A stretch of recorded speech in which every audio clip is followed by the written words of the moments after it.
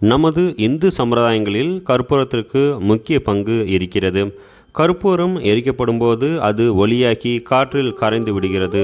அதன் மிச்சம் என்பதே இருக்காது. அதே போல நாமும் நம்முடைய இந்த பிறவியின் மிச்ச சொச்சம் இல்லாமல் இறைவனோடு இரண்டர கலக்கும் பக்குவ நிலையை அடைய வேண்டும். ஆன்ம ஜோதியில் கற்பூரம் கரைவதைப் போல பரபிரமத்தோடு ஜீவன் கரைந்து இரண்டர கலக்க வேண்டும் என்ற உண்மையை உணரவே நாம் கடவுளுக்கு கற்பூர ஆரத்தி காட்டுகிறோம். இதனால் நம்முடைய அஞ்ஞானம் விலகி மெய்ஞானத்தை அடையலாம். கற்பூரம் என்பது வினோதமான ஹைட்ரோ கார்பன் பொருள். இதை எரிக்கும் போது பதங்கமாதல் என்னும் முறையில் எரிகிறது. அதாவது ஒரு பொருளை சூடுபடுத்தும் போது அது திடநிலையிலிருந்து திரவ நிலைக்கு செல்லாமல் நேரடியாக வாயு நிலைக்கு போய்விடும். கற்பூரம் போல் வெள்ளை உள்ளம் உடையோர் இடைப்பட்ட நிலைகளை கடந்து நேரடியாக கடவுளிடம் ஐக்கியமாகலாம் என்பதை கற்பூர ஆரத்தி நமக்கு நினைவுபடுத்துகிறது.